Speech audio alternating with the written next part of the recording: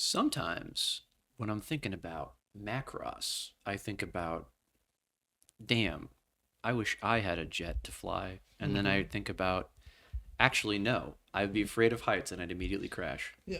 That's why I would never be a Gundam pilot, because I'm afraid of heights. I'm also afraid of heights, but I don't really have a problem when I was in the airplane, at least. I like airplanes because I don't have to really It's like an I'm Airbus. not driving the airplane. I'm just like, all right, lean back. Somebody else has got the wheel. I hate it when my tummy feels like that dropping feeling. Oh, yeah. So- I can't swing on a swing because of that. Yeah, so if I was like in a Gundam and I felt that, I'd be like, "Get me out of this thing." Except I'm the thing, so Yeah, it's like yeah. I can't really, I gotta find a place to land. Yeah, exactly. I can't even do roller coasters. I can't really do roller I coasters did. either. You know, in Busch Gardens, Uh huh. there's that one that goes like. It's Oh, the literally the straight. boat, Yeah, like the boat or the that doesn't- ram, the chariot. Not Maybe? the, Not the one that chariot. does that. Not the one that like does a curve. It's like the it's like Roman a- one. Yeah, It's like a flat boat, not boat. I think it's like a magic carpet. yeah, You know what I'm talking about? Yep. Yeah, And it's Yeah. near the spinny guys. yeah. I did that one because when I was in high school, there was a girl I liked, and they were with us, and I regret that. I regret Yeah, it so bad. I did I should've something just very said similar no. to that where I was like, it was very funny because it was like one of those things like, yeah, that was a Halloween haunt that I did that on too. It was terrible. I'd do anything for love, So it was like at night. but I Doing won't do doing that. The dumb That's- boat thing for at night. That sucks too. Yeah. But me, when I have to like fold my laundry after it's in, I do anything for love. But I won't do that. I was doing that to mom like for like an hour because she was making me take the Christmas stuff down with her, and that song came on. Like it's me when I have to go outside and act like a normal person or something. Amen. Me when she wants me to cook dinner, but it's really cold outside and it's a little rainy. You know how who sings that? Meatloaf. No, Meatloaf. Yeah, Oh, Meatloaf. I didn't know. Do you know who Meatloaf is? Nope. Big. The guy with Singer. the French fry and the milkshake, right? God damn it. Yeah, God damn it. Yeah. Meatwad. Aqua Teen Hunger Force reference spotted. Thank you. I was you anything for love. That's crazy. Like That's a crazy. Carl throws a fucking brick. Stop singing over there. You tell that fucking meatball to stop singing. It's 3 a.m. in the morning, Fry Man. I tell him I'd do anything but listen to him for another night. God damn it. Yeah. Get out of my What a pool. guy. I kind of want to talk about Aqua Teen Hunger Force, but I'm going to resist the urge. I'm going to resist the urge. Welcome to the Axe and L podcast, Oh, where yeah. we apropos of nothing start talking because I had the thought about Macross. My name is Riley. This is Mr. Muxama, Wow. and Hi. that is Smuggi. Hello. Yep. And Yep. we're in person briefly for this episode. It's because why not? Fuck it. Yeah, I'm still bald, by the way. That hasn't changed. In case you were wondering and curious. That's sad. I still have a cat. He's off frame somewhere. We installed a little cat playground for him in the years since. I think that wasn't there because No. that was before we installed that. Mm-hmm. That was right when we found the metal. Yeah, the little guy. He's the little guy the last time we did. He's a much bigger guy now. He's my little best friend. He's sleeping right now. He's so big. What did you want to talk about? Why Aqua Teen Hunger Force talking? Oh, no, nothing. I just Just generally wanted to stay lines from it, or no, I don't know much about Aqua Teen Hunger Force. It's one of those shows where I've watched a bunch of episodes, yet I only recognize the characters, and there's no real cohesive theme going on for me. You. that's kind of the bit of it. It's like a surrealist sort of I think Panda once described it pretty accurately as a surrealist horror kind of thing Yeah. where there's never anything. Even there's a couple of seasons in the later seasons where they kind of had an idea where they were talking about they had a quote unquote cohesive story for one season, and then they threw that all away in a joke episode, basically. I like that though. That was probably their best season. That's way better ever. than doing like. There was one where they have like a hell witch, and whenever you take a bite out of the sandwich, it sends you to fucking hell. An episode, there was like a season where like the main cast was kidnapped by like their landlord. And it was just Carl. It was like 2 or 3 Carl episodes, focus episodes in a row. Those are Panda's favorites. They were really good. Yeah. It does kind of remind me of like surrealism. It actually reminds me of like, I'm not going to say Dada art, but it definitely reminds me of like, man, what am I looking at whenever I see it? Yeah, it's probably like one of the only like kind of like 12-ounce mouse was similar to that, where it's just like a purposefully weird bad thing. What's that?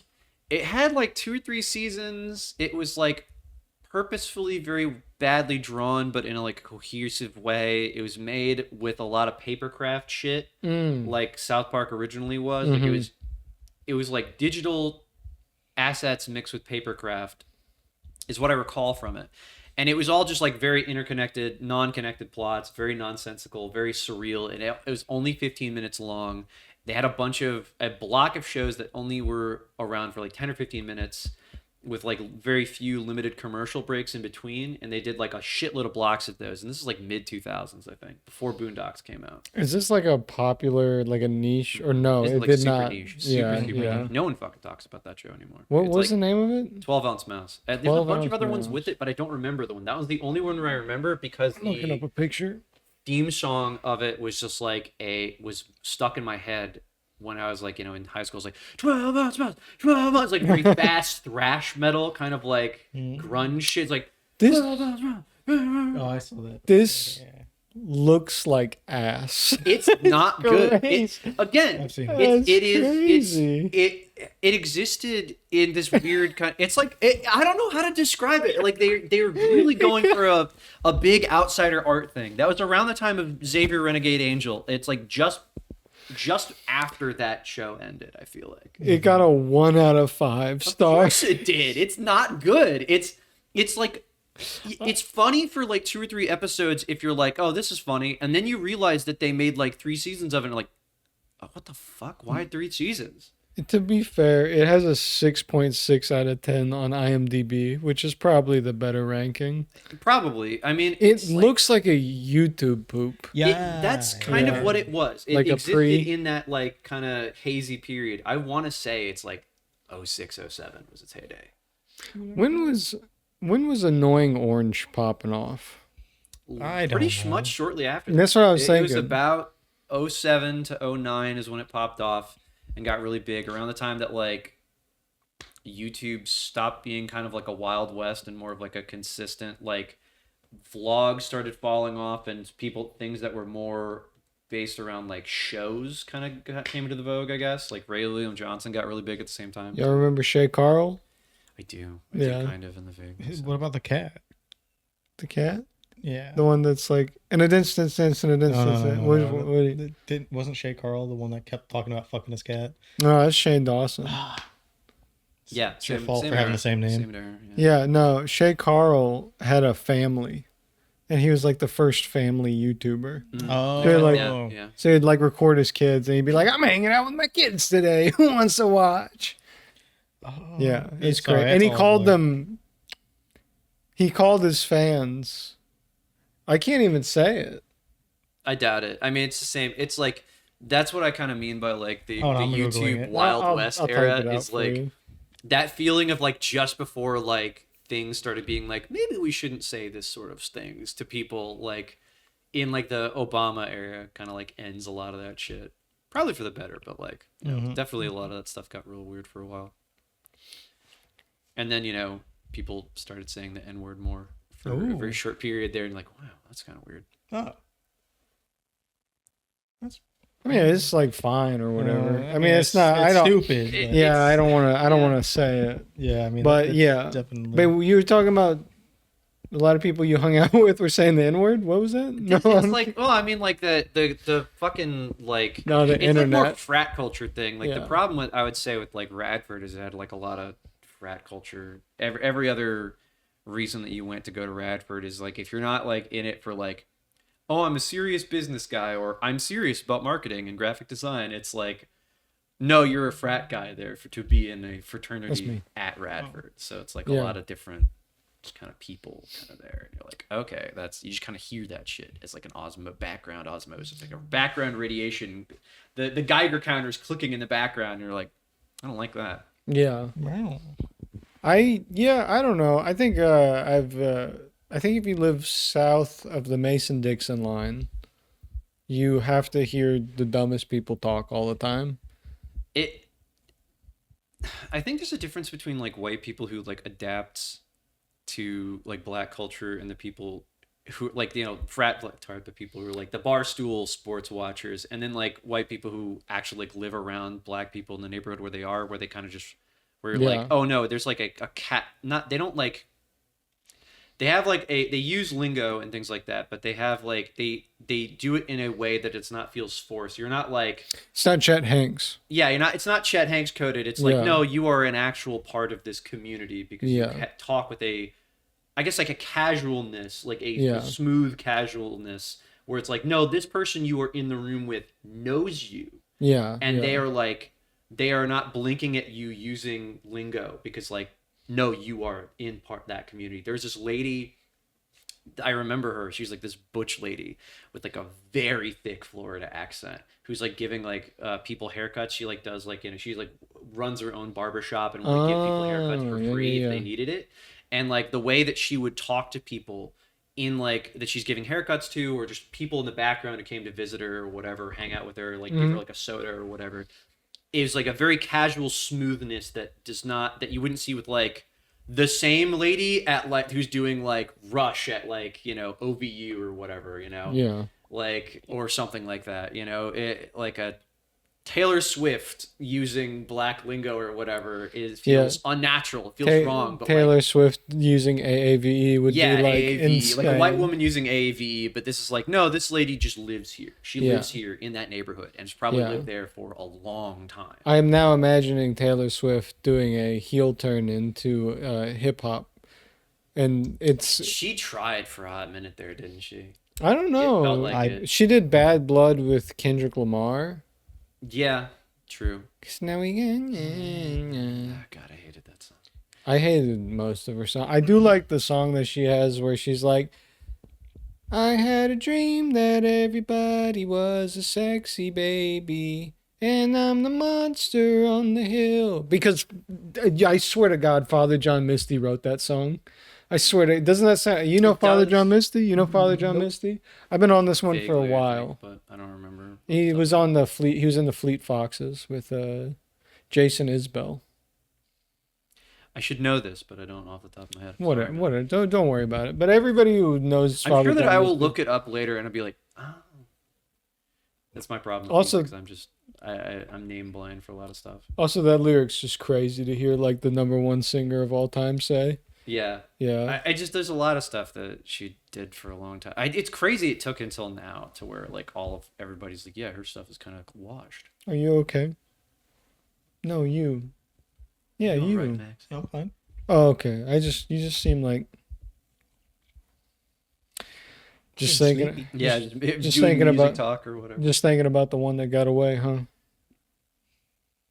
Something about sexy baby monster on the hill. Type beat.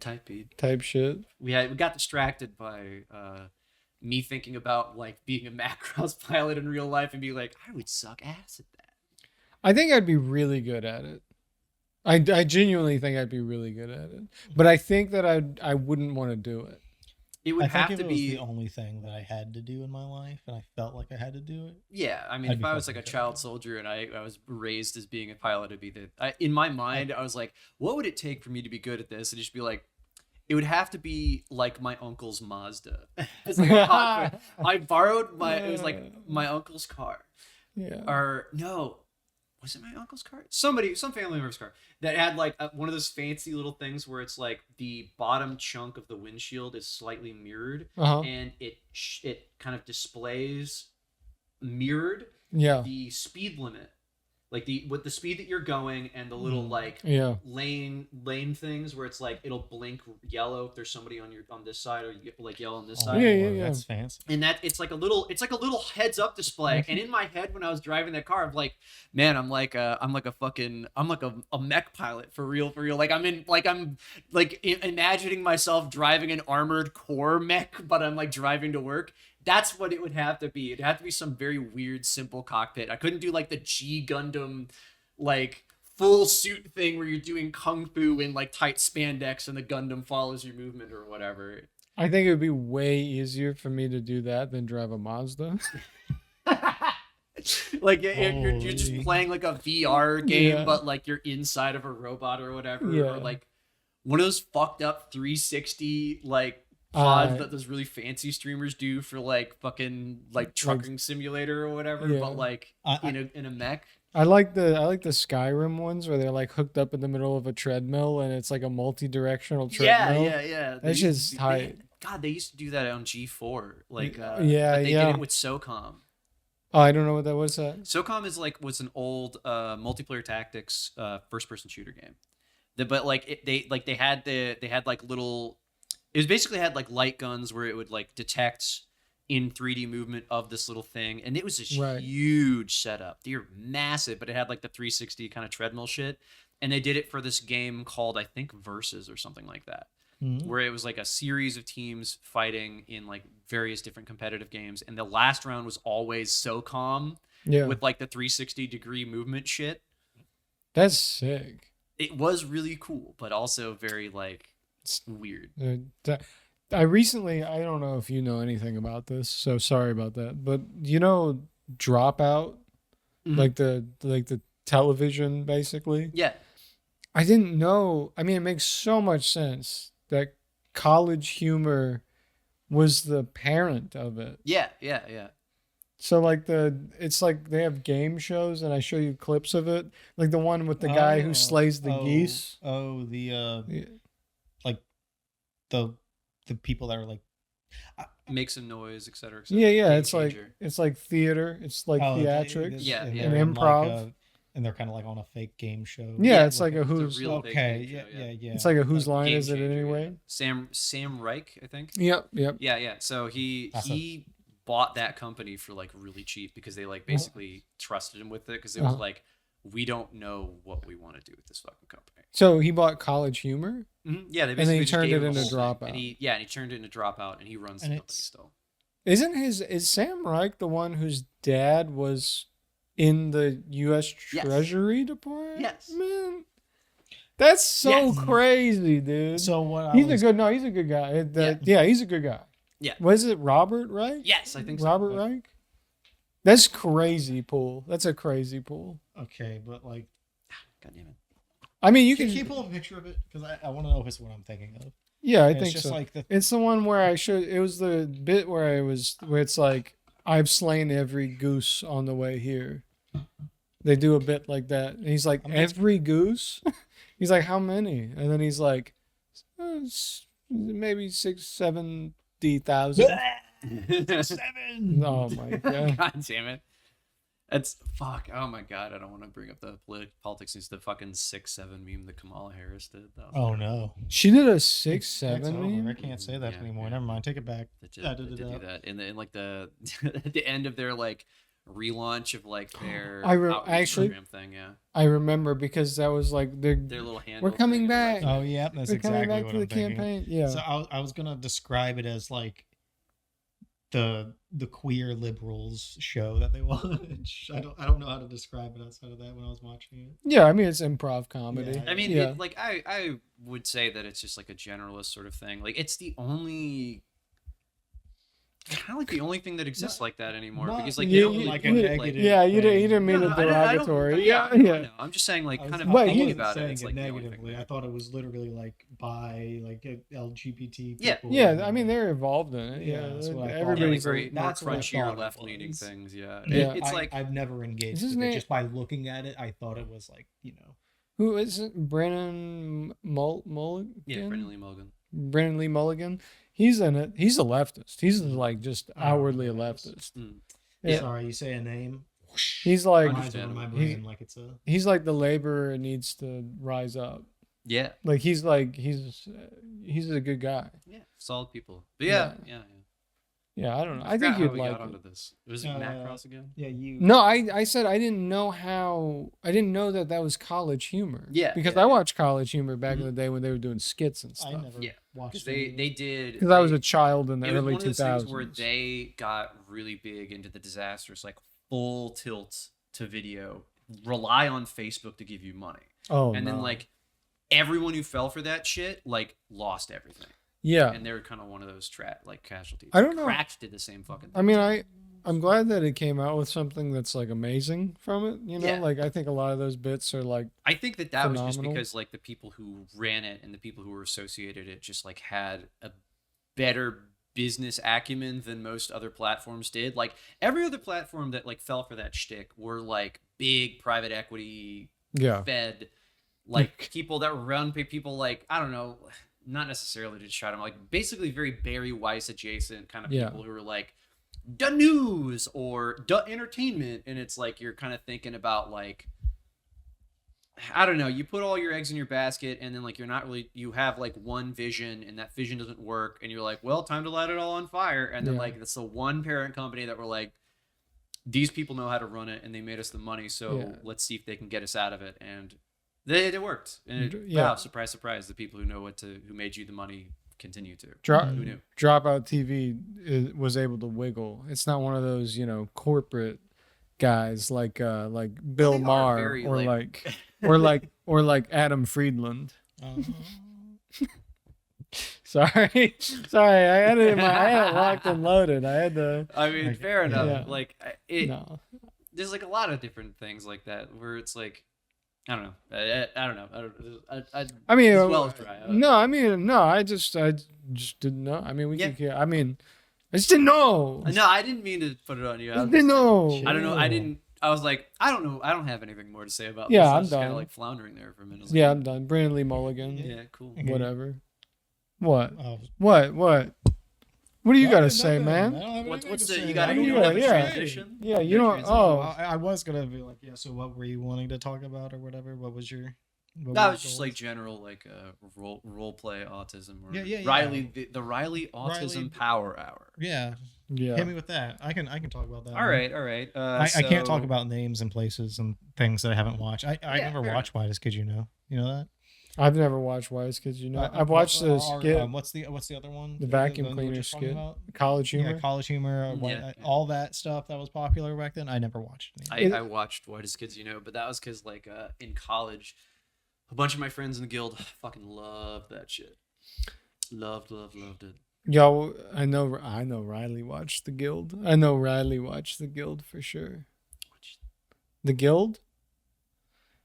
Which there's a lot of things called the guild. Please elaborate. It was the internet one with, I don't remember her name, bro. She's the redheaded girl, very famous in nerd culture. That doesn't. I do remember what you're talking about, but Do you want to date my avatar type beat? What? Yeah. Okay. I that do. Song? Yeah. I don't even know that song. The thing about that is I've gone on this rant before. I have like completely memory dumped a lot of that stuff, like the early 2000s, the mid 2000s. Is it from embarrassment or is it from like just casual dumping it out on accident? Not like casual dumping it on an accident, and not even necessarily as an embarrassment, but it's also just like it more of like a vague sense of a lot of those people got really annoying and bitchy, and a lot of those people turned into the foundation of Gamergate. Like most of those dudes basically went hard in the paint for Gamergate almost immediately. Like not a lot of the women necessarily, but also like a lot of the ladies who were like big in nerd culture at the time immediately fall out of favor the second that all those dudes get like freak shit weirdo pill. What's the guy who works with like DC and Marvel now? His name is like Will Wheaton. Will Wheaton. Oh, Will Wheaton's like a shithead in a different direction, though. He's not like a right winger. He's just a dickhead. He's like he like coasted super fucking hard off of being in the Next Generation and a couple of other processes. He's a pretty good voice actor, but like he does not know his lane. He like finds himself feeling like he's very self-important about everything. Like, Well, huge self. I'm glad you said that. We have a surprise for you. Go ahead and bring him in. Oh God, I would actually fight Will Wheaton. That's okay. It's like two things where it's like, I got asked this ages ago. If you could have two interviews, what would it be? One would be Will Wheaton, just so I could be a shithead to him and just be like, "What makes you think that your career is actually worthwhile at all, Will?" And like just to be a dickhead to him because I don't like him and because I found him very self-important for being a bit player in a bunch of very low tier Star Trek episodes and like being kind of okay at nerd culture stuff, but riding the Marvel wave, like the Marvel roller coaster of like nerddom being mainstream, super fucking hard. Yeah, I have not had. Which is also one of the reasons why I like don't like a lot of nerd culture stuff, because it's like it became mainstream. All nerds won, and it still wasn't enough for them, and they all just got either right wing pilled or got really shitty and elitist and had the same 7 arguments over and over again. Or it would be Rob Black, notable for being in charge of XPW wrestling. And that's such a deep cut. Like that it is an even deeper cut than you know. Do you want a very short Riley story about Mr. Rob Black? Well, what did you have to say about this? Never mind. We moved past it. Okay. I don't care enough about it. Okay, yeah, sure. Sorry. What? Well, I'm sorry. I didn't want to like make you. No, I meant about what I was going to say. It's not a big deal. Okay. What do you want to say? I didn't want to say anything. Now I don't want to say anything because you're making it a big deal. And I was like, Maxie had a really cool story. I didn't have a story. It was just a little quick. Maxie's like, in 2005, I punched Will Wheaton. Actually, I was there. I stabbed Will Wheaton with a pen. He didn't notice. Allegedly. But anyway, so Rob Black is a weirdo. He is also a right-wing shithead. Wow. Like a wrestling promoter, but also illegal pornographer, but not in the way you think. There are obscenity laws in the United States that say that you have to basically either pay a tax or be a person who is allowed to distribute pornography. Yeah. And Rob Black was basically just emailing whatever motherfucker paid him money, pornography. And that is illegal. You can't do that. No. Can I ask of what? Just like regular porn. Oh, like, some of it was, if Sabu, another wrestler, is to be believed, it's like piss stuff, like more hardcore stuff, but like nothing like, oh, it's a dungeon where there's violence and nothing like illegal to show. We're talking about like strictly P&V. Well, yeah, it's just like all adults, all consenting adults and stuff, but he's doing it in like a warehouse that he owns, so it's like a very weird, grungy kind of stuff. Ew, like he knew a bunch of stuff. Yeah, okay, I'm not gonna lie. Sabu story about Rob Black, by the way. Sabu's like, a show gets done, they finish taping an episode of XPW TV, which is a TV show that they ran, and go do this real quick. They finished filming an episode of XPW TV, and Sabu comes in and is like, "Yeah, I came in to grab my bag. I left a bunch of stuff in my locker back at the warehouse, and I go in and they got like plastic all over the wrestling ring, and they're doing piss stuff in there." I'm like, he's like, huh, and he's like, and I thought to myself, man, I really hope they clean up that they spray some disinfectant on that for the next fella who's got to do a taping in that ring. And I'm like, jeez, that's insane. Also too, it's like that's like one step away from being like really bad. You know what I mean? Mm-hmm. Like, how did you get these people? Like, are they like signed on? Did they like contact you?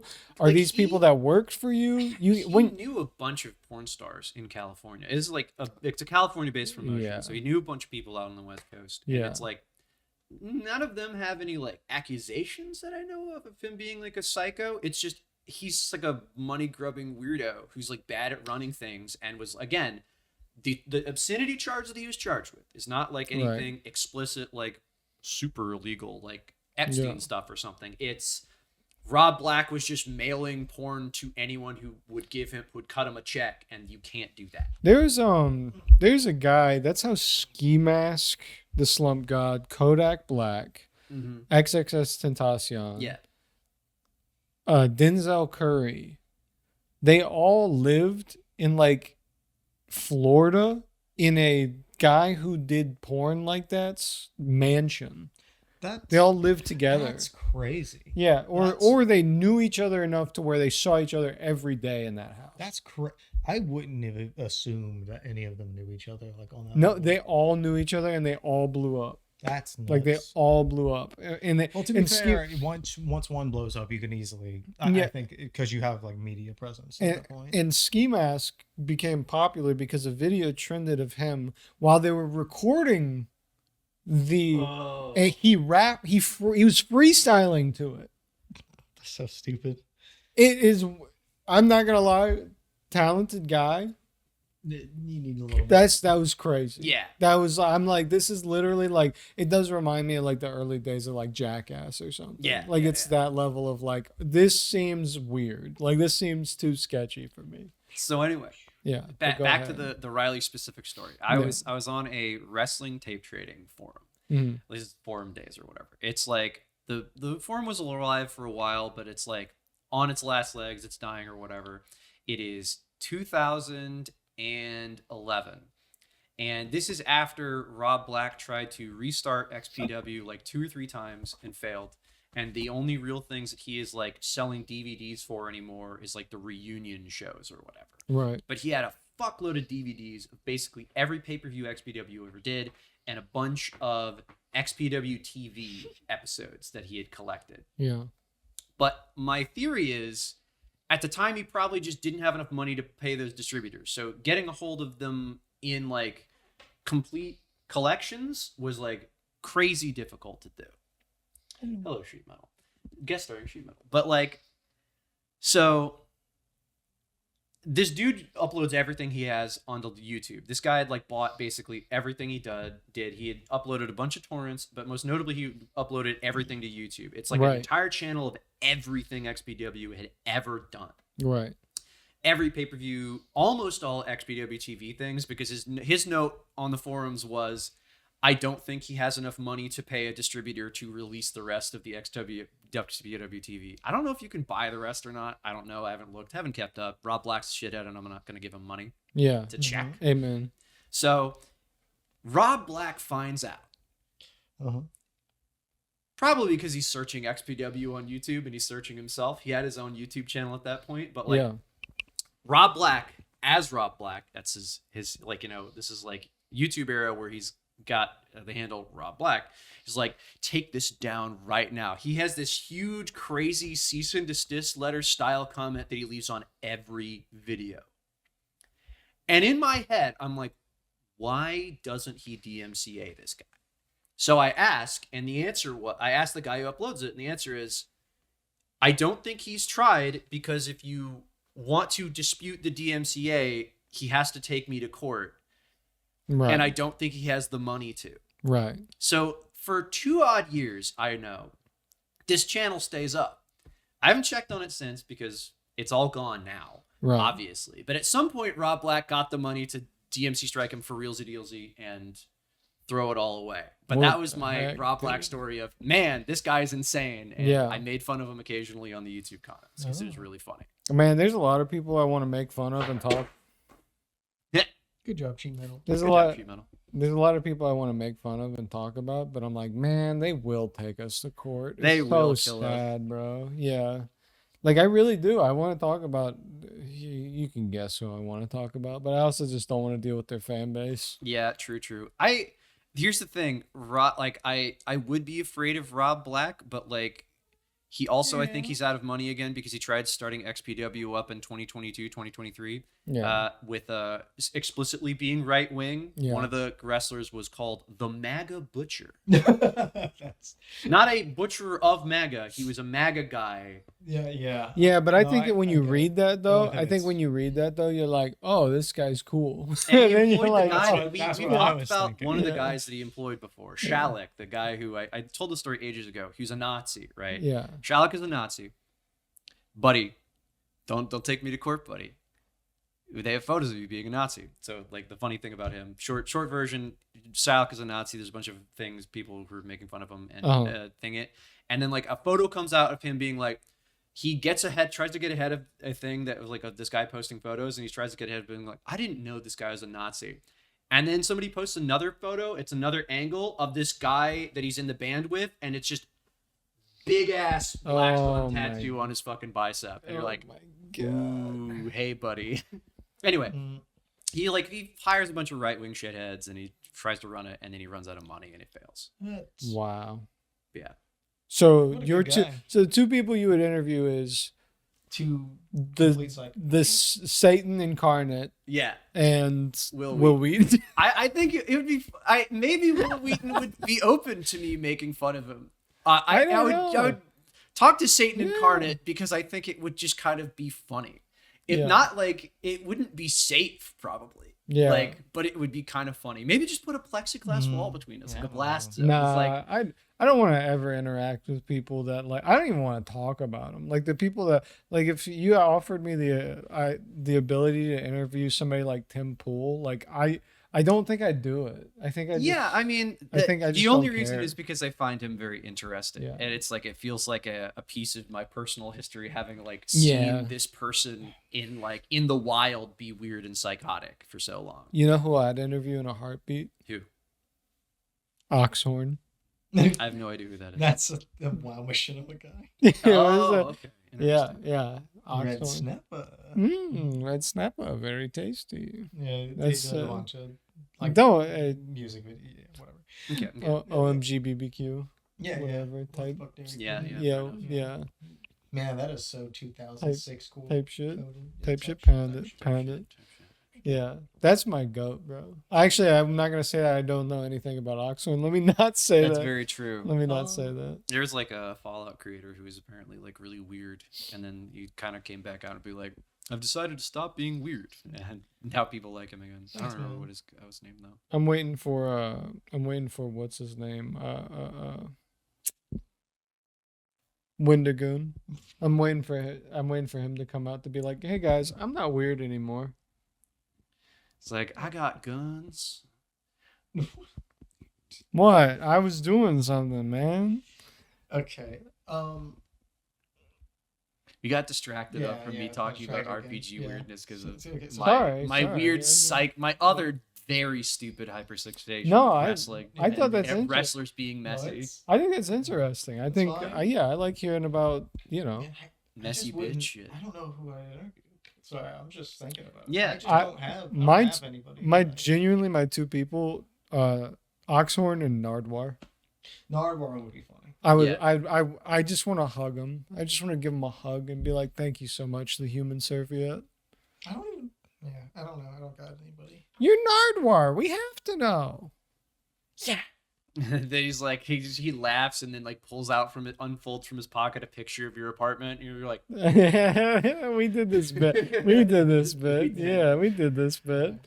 it's a funny bit to imagine though. It's just like he's such a cool person. The bit that I like about Nardwar was like detectives, like how a detective would do in the Death Note scenario. Would be able to solve the Kira case, would be able to intuit how the Death Note works, and like the number one is Nardwar. Yeah. Nardwar number one. I think the bit that we ran about it, I don't remember it completely. I think it was on stream when I was streaming. It was Chris Hansen time with Nardwar would be the craziest combo of all time. It was just like, you're this person. We have to know. And he's just like, I was just here delivering pizza, man. I just wanted to. They said they were hungry. Like Chris Hansen comes out. Oh, really? Oh, Like puts out like a folded wad of paper, whips it out like a little whip crack. And then Nardwar is still doing his thing. He's like, and you're a big fan of death grips, aren't you? Like you're just being like good cop, bad cop, but it's like the most fucked up good cop, bad cop. That of all would be time. really scary. If It somebody would was be. like, I know This everything is like about a you. psychological torture session for you on live television. You know everything about me. No, but I mean in the way that Nardwar does, where it's like you've never told anyone what you do in your free time, yet Yeah. he knows that you do that. I wouldn't care. I don't think. I think you'd care. I think when he pulls up a picture of you from the 3rd grade when you're like singing for a recital, you'd be like, Nah. well, how'd Oh you fuck! you'd be like, where'd you get that? That's usually what they usually say. Mm. But yeah, we can talk about RPG stuff. What kind of RPG stuff? Talking about Fable? I can't believe they're making another one. Oh, Without the juice. Oh Yeah. man, Fable was a really Also, bad with game. all of their, I didn't know OJ was a part of it. But I am sad that he had passed. Yeah. They're also like firing everybody that's going to be in that thing. Because the main guy for Xbox stepped down, and then the VP for Xbox stepped down, and the lady that got running it now is like an AI freak, and they're like, Yeah. A bunch of people from Lionsgate or whoever the heck they got for making the new ones got laid off. So I think they're just like gonna make it AI slop Fable, I guess. So I actually looked into her a bit, and I've heard a few arguments that she's like, yes, she does AI slop. She loves like, what's it, core AI or whatever. She's like behind all of that. But she is very much so, I am not going to add AI into anything unless there's a reason to. Meaning, like, if there's something, like, if there's a problem. Left and right. Well, I agree with it's you. Also, there's like a. But I think it's like. Against it, so yeah, I also think that's exactly. Hedging their bets. I think it's like a why would we? Like, what changes? Like, but I mean, that's what their argument is. I don't have any faith. She sounds like an AI realist to me. Yeah. Like, where she's like realist. No, because she's like not doing the pie in the sky bullshit that like Peter Thiel or whoever the fuck, Mark Andreessen or whoever is like. They're all talking about it like we're gonna build like a satellite of AI cores and yada yada. We're gonna make a Dyson sphere in 30 years. Yeah. And like this lady's like, well, it's great for as a search engine, but AI is not ready to make a video. It's not even good as okay. I'm not. No, I mean they still gotta have something. They still gotta say apparently there's a reason because they put $1 billion on it. We'll get back to RPG. I'm so sorry, but I just want to say, did you see Cutie Pie made his own LLM and it outperforms OpenAI? And I'm not surprised. Like most of the things are like completely bloated. Yeah. So it's. I mean, a lot of people have done that. Like Anyway, Chinese AI or whatever. Anyway, I don't care about PewDiePie. Me neither. I think I it forgot was he also existed. a sort of misinformation. I thought I His saw a tweet about was it misinformation? Something along the lines of like it was like not completely true. Like also, his test that things are better than other AI. I don't remember. You run queries. There was yeah. But there was a tweet. I don't want to find it. I don't care. I'm so tired of AI. I don't want to. If I hear another person, the next person I hear bring up AI, they're getting it. So anyway, I guess there's like a general RPG talk. The reason we originally came in before life got in the way is we were gonna try to start off on one shots and doing in-person games and things like that. Yeah. Sometimes maybe cooperative board games, sometimes one shots, with the eventual goal of kind of like an extended sort of campaign thing. Yeah. Eventually, we wanted to be able to record tabletops in a way that was entertaining with the space that we have given, considering we're not a production company and we don't have a studio or anything like that. But we're probably going to end up setting it up, and we're figuring out what modules to run. Riley runs all of the modules. We're not, unless we get a guest, I don't think we're ever going to have anybody else DM.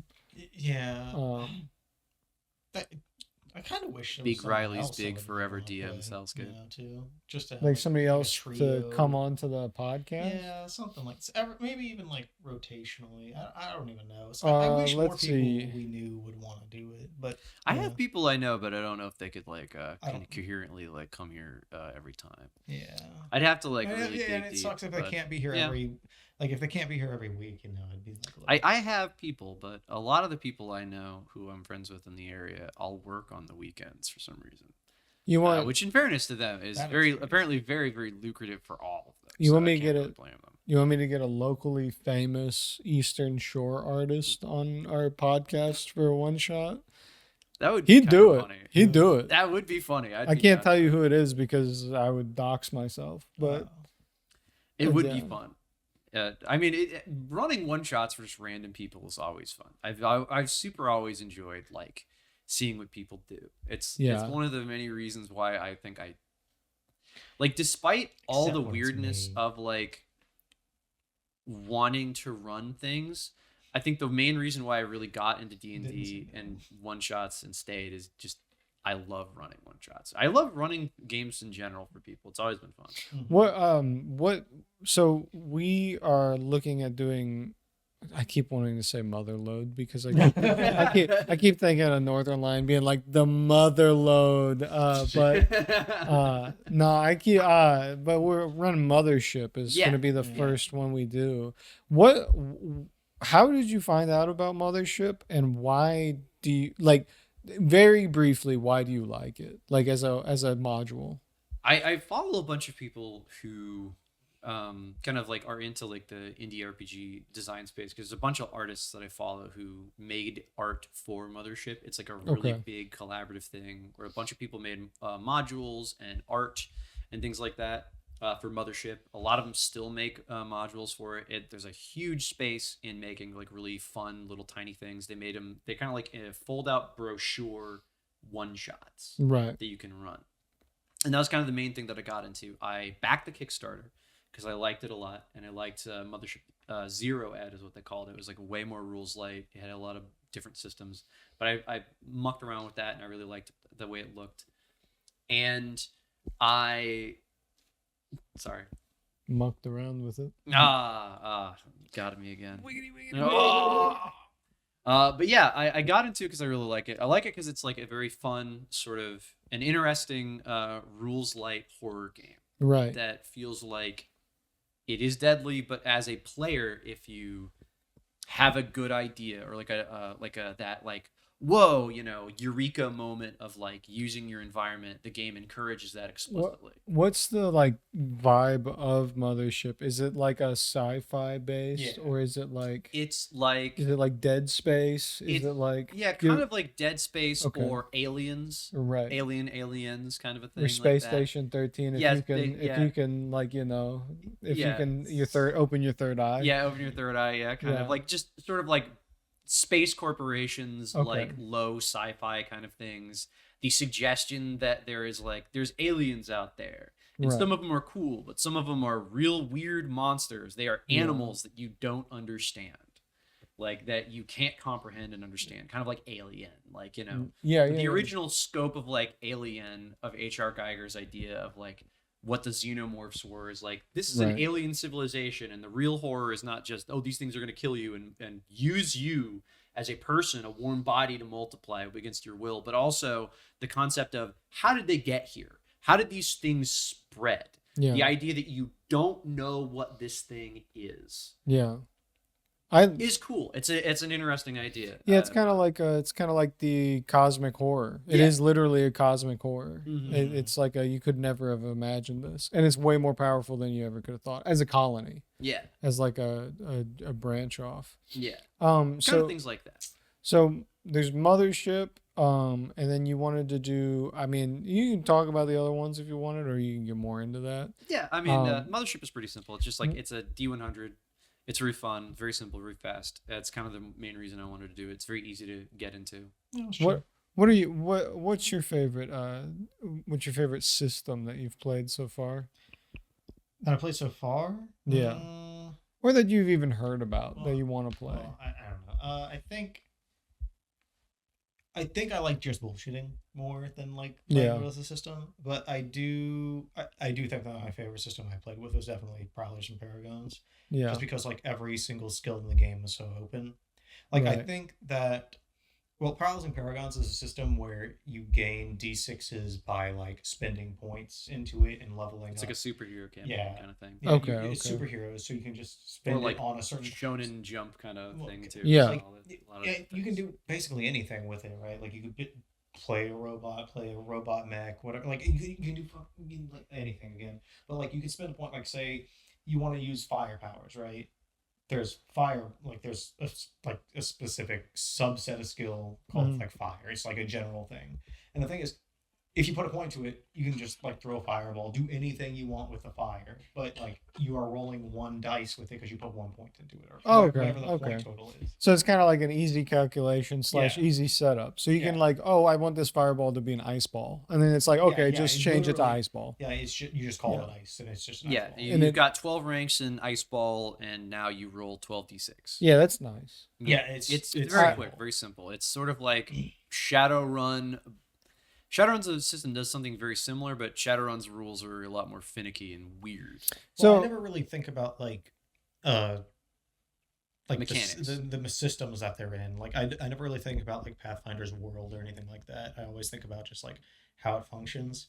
And Right. Pathfinder is more like you are hard set in like a D&D-esque system where you have points in stealth, you have points in diplomacy, you have points in this, and certain classes are only good at certain things. Like if you're not a rogue, you're not good at doing every skill. Yeah, like you, and it's the give and take is more around like what the other people around you can do to like assist or make you better or make you fail or something like that.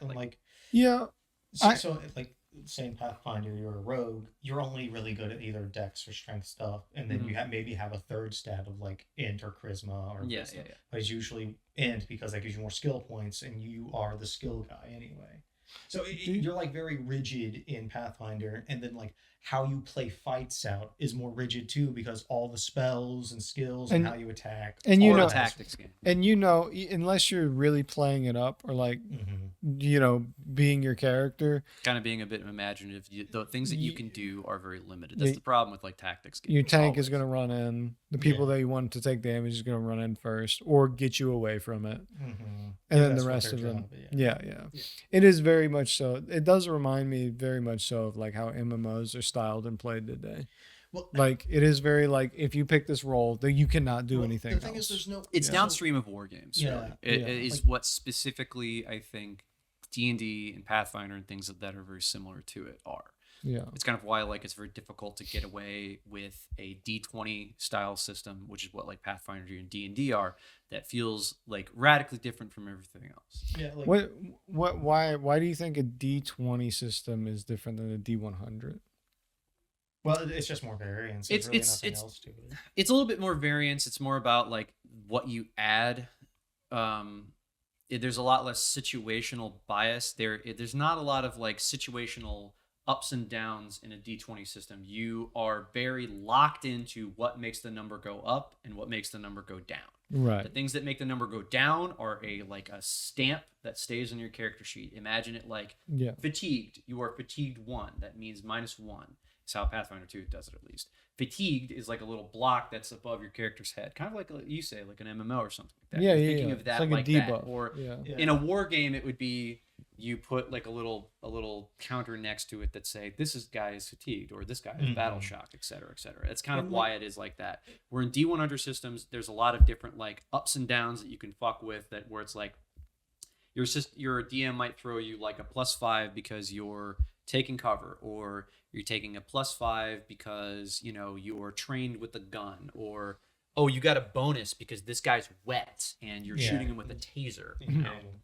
There's a lot more like ups and downs, like the pluses and minuses are like it's already calculated. Yeah, like at least that's what like some things like that are. And the problem with like Pathfinder and stuff like that is because it's so rigid. And if you want to change something about the game with like you're being the GM and you want to change something, well, you have to think about like, is it going to break the game? Like, is it literally just going to trivialize everything under the sun? It can be fun. Is it going to like be too difficult? If you think about like things like they're like a World of Warcraft mod or like a raid or something like that, like a one-off raid mechanic kind of thing. But like, you can't give players raid mechanics unless you're playing like a mythic thing. Mythic stuff has like neat little things like that. Affixes. More. Yeah, they have like things mythic that change rules how the in game Pathfinder is. are interesting because they basically give players affixes, which is kind of neat. But other than that, and also like if you're doing like a campaign with Pathfinder and like going by the books or something like that, like the people who design the games aren't designing it with everything in mind. And they're not designing it with your specific party in mind. So you could go into something and like completely like shit stomp an encounter on accident. Yeah. Yes, it's nothing. That's like every every tactics game since the beginning of time though. That's just always going to happen with tactics games. It's not like a bad thing. It's just like the DM has to put in more work at that point in order if they want to change something. I just want to give you the permission right now as we sit here, as we're on this couch, as we're joined together, convening our thoughts. Conveying our thoughts even. If we are ever playing a one shot and you think it would be more interesting if we lost, you can change the health points. It's okay. I don't care. I genuinely I genuinely, if you want us That's to kind lose, of like why I liked a go lot of for the Mothership one shots as well, is because like even if you do lose, it feels like a movie, right? Yeah. Like it feels like you've put in like you're slapping in a VHS and you're watching a grainy horror movie, and it's like looks like the good guys didn't win this time. Well, Yeah. I'm fine with like losing too. It's just like or the winning. problem that I have with like Pathfinder and like games like that. I felt better about like losing in Prowlers and Paragons specifically because it's just like if I lose in that system, I don't feel like I'm immediately dead. You know Yeah. what I mean? Yeah. But like in Pathfinder, you're doing something like, oh, you bleed out when you're unconscious. You got to make the saves, and like you eventually just lose the character. See- It's just like okay, yeah, and like I don't like I know you wouldn't specifically kill anybody on purpose or something like that. It's just like really annoying to like. There's a limit where it's like if you, in my mind as a storyteller, it is interesting when characters die, but as a player, it doesn't always feel good when you die because it doesn't feel climactic. Yeah. It feels easier to die to like. So Seth, right? Seth had a character die insanely anticlimactically. But that's how the rules go. Yeah. He got crit twice because he had put himself in a bad situation and he died. But he died in this like grimy dungeon underwater, and it's like he had this whole thing that he thought about when he dies. It's like, oh, my character's actually, is like a druid or whatever. He dies, he's dead. His body like disintegrates into leaves. Right. But you're underwater, so it's just like a cloud of like murky leaves float out, and it's like it turns this death into like this horrible dark comedy bit. But it's like sometimes that's just how dying is. But like you can do whatever. If you don't feel like, in my mind, as like a storyteller, as a person who's taken in a lot of dark fantasy and dark dramas and things like that, like that feels natural. But if you don't like that, if that's not the type of story you want to tell, because that feels bad. And I get it. Like when I think about like deaths in the game or whatever like that, I think like Bird's character would be like how they died in the Prowlers and Paragons game. Like because in that system you decide when you die. Yeah, you exactly. basically never ever die in that. Yeah, I think that's there is no death in Prowlers and Paragons. I think that's a better. It's not the fact that it's like, okay, when I think about it, like, yeah, dying just happens all the time in real life, right? Like, it happens. Yeah. But when you're telling a story, I feel like you want to have goals set, goals accomplished, or like if they're going to fail that goal, it has to be at the climax of what their goal was supposed to be. Yeah, it feels like there's no climax to it. Like, again, in my mind, that's just... Yeah, it's media. Yeah, it's like an art form. Yeah, you're trying to make like a story with cohesion while still punishing the player by being like, "No, you messed up, bro." And dying in like Seth's way, where they were in the like in the dungeon and they just were like playing their druid, and like the dungeon had nothing to do with our character. It really was like a side thing that we were doing too. Like, yeah, it fucking sucks. It stings. Like it did have things to do with your the grand story, but it wasn't like it wasn't a climactic battle. They were just guys. It was a situation where like theoretically you could have found out like what you were fighting, but like you didn't expect to get jumped by these two big scary guys. And it's like, again, I get it, but like in my mind as a storyteller, again, from how I think of stories or how I think of media, it's like, yeah, okay, that seems like a natural thing for it to happen. It's like, yeah, you die, death happens, and that's cool. And it's interesting when death happens. It's a chance for you to either like sit down and expend resources to bring somebody back, or for a new player to come into the stage in an interesting way. Like, but that's just because I write a lot, because I think about these things a lot, because I enjoy writing new things and for complications to happen as both a player and a DM. But again, I get what you're saying, and I understand. Like, it kind of feels like shit when like you have a big plan and it kind of all goes to shit. Yeah.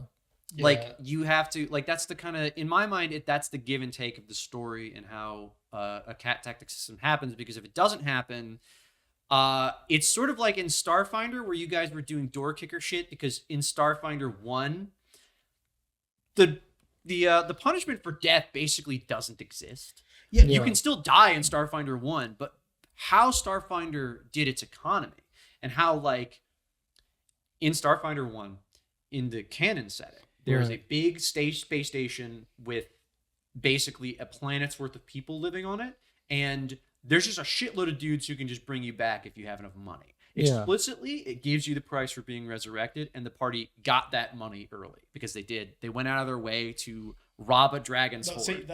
That's and you a got problem no. with our group, I think. Okay, no. But there's no concept. There's no death. There's no consequence for death. So two things happen. One, there's two ones. One, the game was TPK'd by one action. You guys never found out a plot point where the main bad guys have interplanetary teleport as long as they're on the ethereal plane, and you purposefully ethereal jaunted a guy because that counts as a stun. Well, we didn't do it.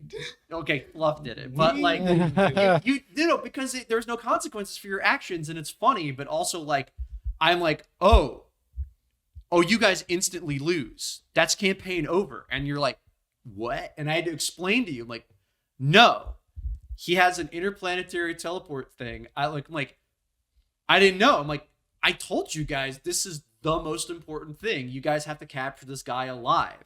That's why, like, you guys have done this whole thing where you spend a shitload of money on non-lethal weapons and stuff. And imagine losing a campaign, bro. Imagine losing a campaign. It was the last fight. No, it wasn't the last fight. It was the last arc of the campaign. Oh well, it was close to the end, so it wasn't like that. And the other one was like we gotta lose a campaign at one point. Like while we're on the podcast. It wasn't a big deal, but it was funny. And then the other one was like, Bird's character died, and then nobody had the way to bring him back. Oh yeah, we just threw him into the crystal that like. No. He just died in like the second to last like campaign fight. It's like everyone's like, oh, I thought this was the last fight. I'm like, no, I explicitly told you it wasn't. They're like, oops. He's dead, and they couldn't bring him back, and they're like, oops. And then I had to like bullshit away of getting like another character. Who did we throw into the crystal? Bird's first character. Yeah, that's what I was saying. We threw him into the crystal. Yeah, but yeah. Well, I mean, that was one of there was like a crystal in that game. Oh god. So it was. We didn't. Do we even know what it did? You did not know what it did. You simply knew that it was a item that was in a protective case, and they were like, it had all these fucking warnings in. Like, it had a bunch of warnings in Draconic on it because that was like a secret language. It was like cipher in Draconic and Dwarven that were all over this big protective case for this fucking glowing purple crystal, and they're like, wow, geez, this seems important. And then like the guys, there's like these like mercenary guys who were trying to get the crystals, like, wow, they really seem to want this crystal. That's crazy. I wonder why they want the crystal. Let's experiment with it. Then we threw their body. They like cut a sliver off the crystal and stabbed his body into the crystal, and it exploded and became a horrible monster that almost murdered all. Wow. It was a good idea. We had to figure out what the crystal was. Good job, team. Good job. Couldn't have done that any other way. I'm glad we all worked that out. But yeah, like that's terrible. I think like when it comes to stories like that, like I get that happens or whatever, but I feel like when I'm playing, I would like to see that happen more so with like NPCs, because they're like they're the guiding factors that aren't necessary in order to get the story was built on to begin with across. You see this as like a Frodo and Sam like type thing. You got to keep going. That's you how got to I see the end of it. That's how I see like RPGs really like. Mm-hmm. In it, like again, if I'm playing like a Dark Heresy or something, which is more hammers, like and you're supposed to die, it feels like if it's a one shot, I get it, it's fine. But if you like, again, we were talking about this earlier. If you die, like, what if you died early in the one shot? You'd have to make an entire new character. Or like play the same thing, but I'm just a different name. I always wanted to do this, like, because when I was younger, I dreamed of like being a DM or like running games, and I wanted to do this bit where like I make it to where one of the characters ends up dying no matter what, but then, and everybody thinks they're dead, but then I bring the character back like at the end of the campaign and they're alive and you're like, wait, no, that's my character. And I'm like, yeah, but you're this guy now. And then it's like, oh man, wait, what? And it's like, come on, I can't get to it. I always thought that would be like a sick rug pull, being like, nah, he didn't die. He was okay. He survived. And then make them watch their previous character do the thing that they want to do with their character. That would be fun. That's what I'm saying. Yeah. That would have been. Yeah, that's what I'm saying. There's two ones like that happened to me. One was speaking of Dark Heresy, I ran a Dark Heresy one shot for my brother and a couple of his friends. And I had like a helper NPC that was basically like the plot point of like why they're there. And the helper PC was a psyker. And in Dark Heresy, if you fail your magic powers roll, right, you do what is called Perils of the Warp. And one of the Perils of the Warp summons a monster on a random table, and the other one instantly kills you. Oh, wow. First combat, first psychic power they use, roll psychic power, Perils of the Warp, roll on table, you instantly die. Their head explodes, they're just fucking dead. And then they're all like, are you serious? I'm like, no, I'm dead serious. That is how the game works. And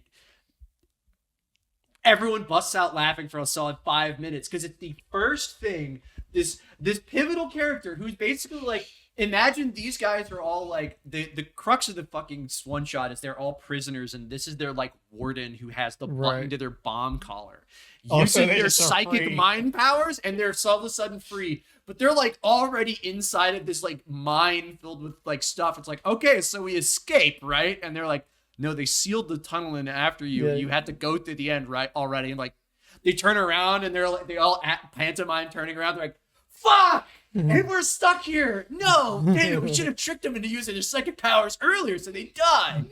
And it was the funniest shit ever. It's like, no, you're still sealed in the mine. Shit. That would be a thing that people in the Warhammer universe would Yeah. That's Please a legit. use your brain for me. I need to see what your powers are. That's a like, legit oh yeah, Warhammer you should thing. like, sir, you should use your psychic powers, sir. And the other one was like, this is a really old one. I had played in a game where everyone is playing monsters, and by that I mean open the bestiary. If it is CR6 or lower, you can play as it. Whoa. And if like the whole bonus was like minimum you get, if you're a CR6 monster, you get 1 level, CR5 you get 2 levels, etc., etc. And I made a really busted character because Zach allowed me to play as a variant snake folk. And variant snake folks are immune to mind affecting effects. And he fucking hated that because the whole crux of the campaign is a thing that could mind control us. And I said, I'm not going to do what it says. He's like, what do you mean? I'm immune to mind affecting effects. He lets you roll a character without knowing that character would be like completely breaking your game. Yeah, like, well, because he didn't think about that. Yeah. And he just let me do it. And I wasn't doing it maliciously. From what I remember, it was like they were kind of being malicious with the sword anyway. Like they were just trying to do it in order to make like the game level. To make the campaign happen. Oh, to make it like harder. Yeah, so then like another character does it and he basically makes that other character fight me and kill me. Yeah. And then like we mulliganed the fight because like they were doing the math wrong, and the way the corrected math would have done it, they would have missed every single time. Wow. So anyway, like he like kills me or whatever, and he's like, here you go, here's your new character. And it's like my character, but with like, I'm a wraith now, which means the thing that I had made the character for, which was I was a rogue who could change myself at will to another character, and I was just going to be like a goof 'em up spy guy. Nice. My whole bit was I was just going to be like a spy, a scammer. I'm the snake scammer. It was a very stupid thing. You had the revolver in the pocket watch. Yeah. I literally am. That is actually basically what I was playing, more or less. But like the whole thing is, it's like he hated that, and it's like, since you're a wraith, you can't go out into sunlight. You start burning or whatever. And like, oh yeah, since you're a wraith, you have like a constant aura of darkness around you. And since you're like, you can't turn any of those powers off. Yeah. And I'm like, so I'm not playing my character then. I'm like, yeah. I'm like, okay, here you go. And I just toss the character to him. I'm like, all right, have fun. I'm just gonna make another character. I'm not doing that. I'm like, oh, here you go. And he's like, I didn't think about that. I'm like, I'm not gonna just do that. That's stupid. You know, like literally a permission to do what I say, basically, was his plan. I'm like, here's the character sheet back then. You playing then, buddy. Here, okay, Yeah, have fun with your yeah. new Why NPC, would you waste pal. my time? Why would you That's waste my time, literally bro? So dumb. Yeah, it was the worst campaign I've ever played. Damn. This is terrible, but yeah. Shout out to Zach, bro. It's dumb as I shit. I have other Zach stories, and they're each one more frustrating than the last. Man, But yeah, Well, I like their girlfriend wasn't any better. I like Yeah. Donna. She was nice to me. I mean, She just had a bad it was a very tragic thing that happened to her. So I forgive a lot of the things that she did. She dated Zach. Unfortunately, yeah, I'm pretty Big sure they dog. broke up later. But anyway, besides the point. Big dog. big dog. But anyway, yeah, like Big dog. Big dog. That means they probably. Oh, Yo, my God. big dog. Big dog. Anyway. Big dog. Big dog. I'm not comfortable with this. I could I still don't know run. who- I think I they don't know still who live these- in Richmond. I I don't don't- want to run into them. And, I don't know who Why? these people are. Listen, I don't care. They're nice. Big, I don't. big dog. Big dog. They're nice guys. I like them. Big I dog. didn't- I don't hate them forever. You know, And me it with was just stupid. Yeah. No, I mean that's everything when you're young, really. Some stupid things just kind of happen. yeah when you're Yeah. young. Like I kind of get that. Yeah. Well, I mean, we're probably gonna end it for now. We gotta get going. Yeah, fair enough. unfortunately. But I mean, I do like it being back Oh. here. This is way better than when we, do it online. Yeah. Yeah. I like it more, but I also don't want to drive here every Friday, Every single Saturday. Friday and Saturday. Yeah. Yeah, They probably can just drive to us sometimes. yeah. Well, I you get want my to do car that? back. You wanna do that? I gotta get my fucking. That would car actually back. that might be able to work. We do. You drive there every Friday. We drive here every Saturday. I can't do Fridays. I can't drive on Fridays. I got D&D. That's true. They got Riley's got to leave for D&D on Fridays. I mean, Yeah. I don't. Why do we need to head home early on Saturdays? Saturdays are gonna be booked, so we're not gonna want to talk. We're doing a campaign or a one shot. Yeah. Saturdays are like 4 hours of us talking. Yeah. I Well, don't think Okay, we'll this want is to be what I like. do normally. This I is- don't this think is a planning that's for later 5 hours. thing. That's 5 hours of talking. I don't think you want to. Doing Steiner math live on the podcast. I used to do performances. If I had a 30-minute set, I would be like, I'm going to physically pass away. Like if I got to do Okay. another 30 minutes. yeah. I mean, I do. that, God, like, I every day, remember kinda. going to the fucking what is it? Different. The Viagra Boys concert, and like the Right. main guy in the Viagra Boys is like fucking pouring down Yes. sweat after their like hour-long set. Yeah. And I mean, it's different because we're not moving around, but you have no idea what we're going to do for the one shots. Because Yeah. we might get up. We might do stupid shit. We might be doing. Yeah, it might, you know, might might be doing more bits. animated or yeah, whatever. might be doing bits. Still gotta get mic stands for the fucking for the set. Somehow. Yeah, because I'm tired of when we would like have it. I don't know if you remember. We had one set up with like a cup. The first yeah, time, yeah. And like when we would touch We'd the like- we table, would it just, would like goom.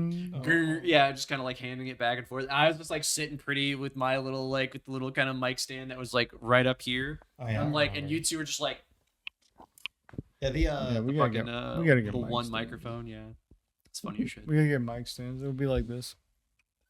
I guess too with like the smaller player count too. I think it'd be easier for us to like learn how to role play and like take the lead rather than just like sit back and watch other people do stuff.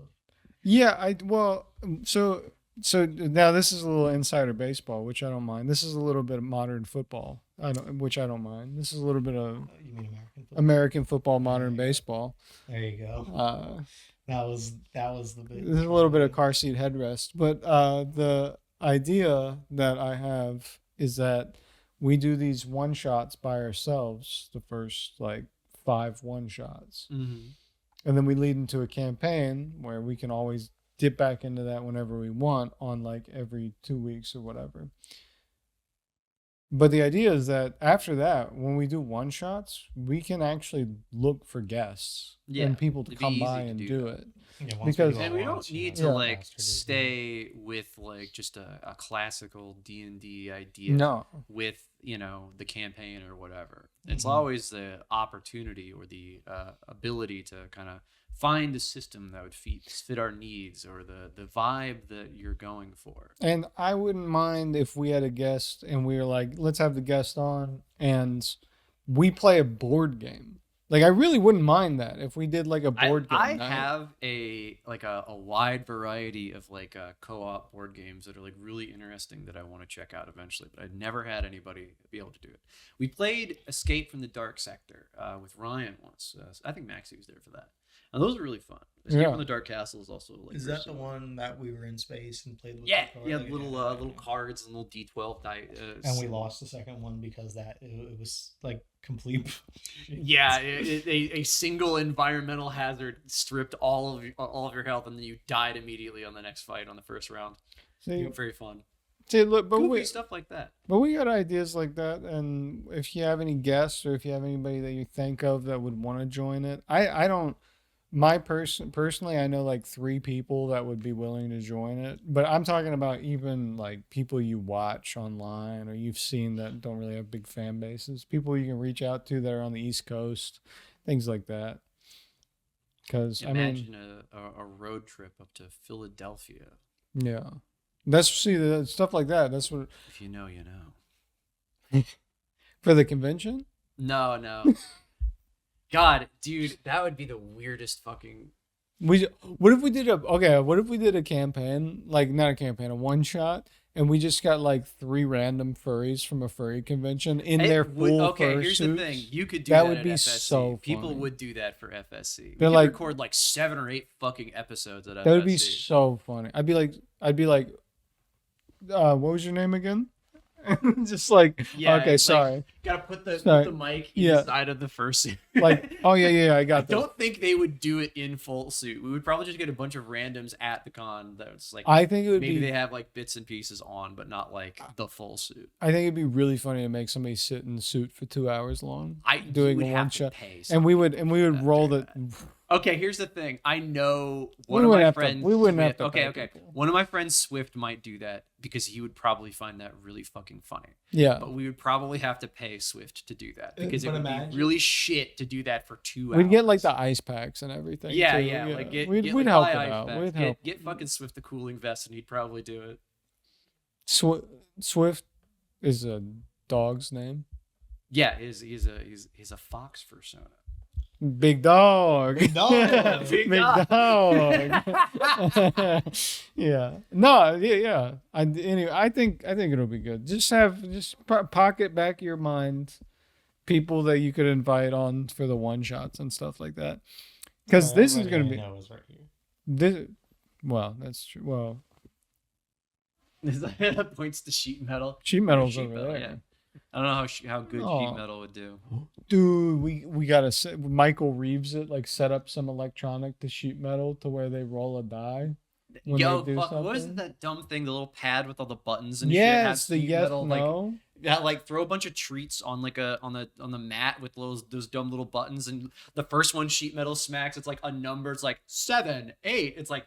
Sheet metal has chosen 8. Let's consult the table. Yeah. For sheet metal action. That would be really fucking good. That'd be a good drinking game too. It would. But all right, well, we will see you all in the next one. I appreciate you for watching. If you watched this far, go ahead, like, comment, subscribe. Please be sure to reach out to us if you have any ideas or any comments. You can do that here in the comment section, or you could, I think our business email is up there. So if you got any ideas, shoot them our way. We're also going to be doing relationship advice. No, I'm playing. Oh. I was like, dang. They're going call in at this number. What is it? It's Therapy Gecko? Yeah, Therapy Gecko style live call-in. I can't do live call-ins. I can't do live call-ins. I could do voicemails, though. If we set up a phone for voicemails. Stavros do that? Stavros does that, and he gets the most insane people ever who call in and are like, I like my girlfriend and I love her a lot, but I think I'm going to cheat on her. And then he's like, you shouldn't do that. Yeah, I had sex with my girlfriend's stepdad. Is that fucked up? Is that fucked up? And I didn't know. My girlfriend's pregnant, and I was thinking of spiking her drink with an abortifacient. It's like, whoa, that's a crime. Unironically, like these are the people that call in. These are people who call in. Yeah. Yeah. I would do voicemails of that because I wouldn't believe it, but two, it would be just so funny. I could probably also like delete the ones that are like really fucking deranged or like, oh, this is a crime. You've admitted a crime live on air. Don't do that. He has a guy who goes through the voicemails. Yeah. We need a guy who goes through our voicemails and does it all for us. Because live stream it. Yeah. Live stream the voicemail. Like fucking go through the voicemail shit. Oh my god, that's a fucking. That would be crazy if I live streamed it. That would be you crazy. Would probably get demonetized. You have to do that on Kick or some shit like that. That's true, because they would dox themselves. Yeah. They'd be like, yeah, I'm over here in Boston, Massachusetts with my friend David, who lives on. It's like, yeah, here's a social security number. Yeah. I got his driver's license here. Oh, it's A3799. Like some of those are so crazy. I can't get over it. I do want to. You want to do that? You want to do voicemails? No. You want to set up a phone for voicemails? I do not. That'd be so sick. That'd be way too much work to comb through all of them just to hear like the N word 10 times and then have to delete them. And I'm like, okay. I hope we don't cultivate that kind of audience. Well, no, but you know how people are. You always know with the internet. Yeah, it's true. You know how people. Anyway. He's allowed to say it. See you later, folks. We've got to go eventually. Yeah, okay, bye, guys. Bye. See you on the next one. Get out of here.